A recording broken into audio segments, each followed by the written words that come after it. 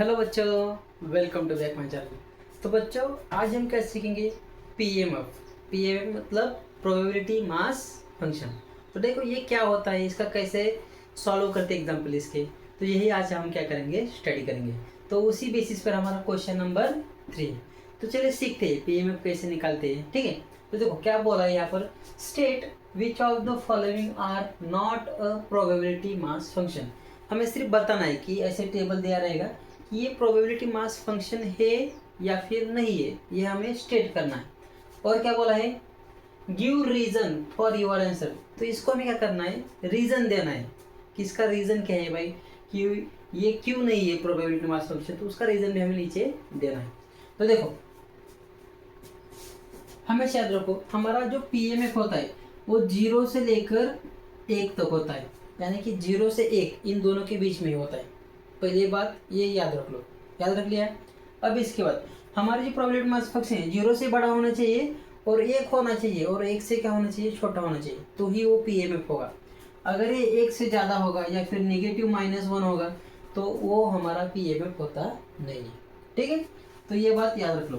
तो देखो ये जो हमारा पी आई है, पीएमएफ, वो ऑलवेज ग्रेटर देन क्या होता है, 0 से हमेशा बड़ा रहता है।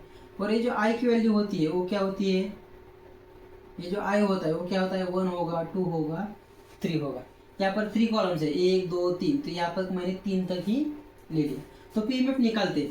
पीएमएफ कैसे निकालते हैं, समेशन आई फ्रॉम 1 to 3। 3 किस लिए, क्योंकि 3 ही कॉलम है। ठीक है, तो यहाँ पर क्या आ जाएगा, पी है। तो देखो इन सभी क्या करनी है, हमें एडिशन करनी है। तो क्या होगा यहाँ पर, P1 plus P2 plus P3।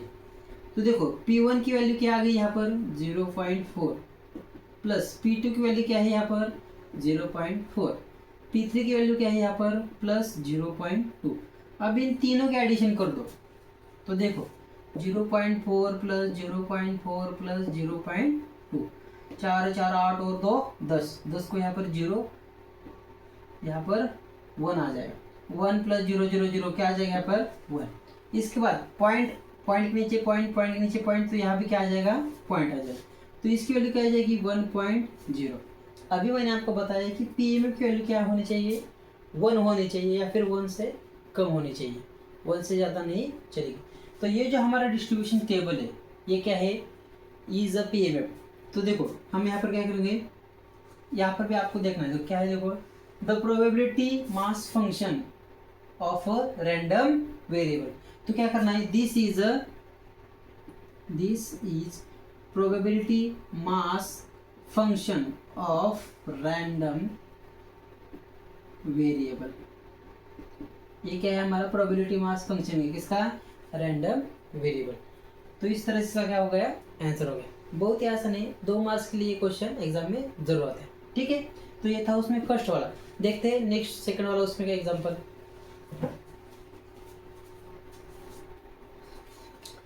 अब देखो इसमें का सेकंड वाला एग्जांपल, ये क्या कहता है।